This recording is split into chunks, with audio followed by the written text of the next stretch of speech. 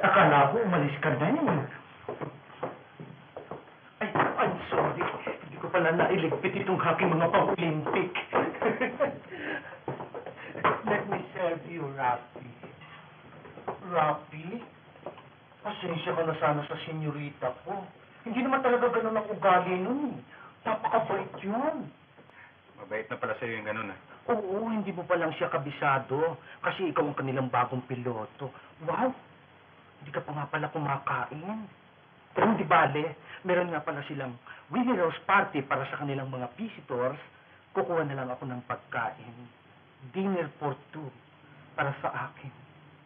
At para sa iyo. At habang sila'y nagpapaikot ng kanilang Winnie Rose, yung hotdog ba, ako na rin ang bahalang magpaikot-ikot ng para sa ating dalawa. Okay, that's all right. That's all right. That's all right. Ay, Pasensya ka na, Lucy. Binigla mo kasi ako. no, don't call me Lucio. Lucy. Pasensya ka na, Lucy, ah. That's all right. Excuse me, ha? Kasi baka hinihintay na nila ako eh. Pero I'll be back.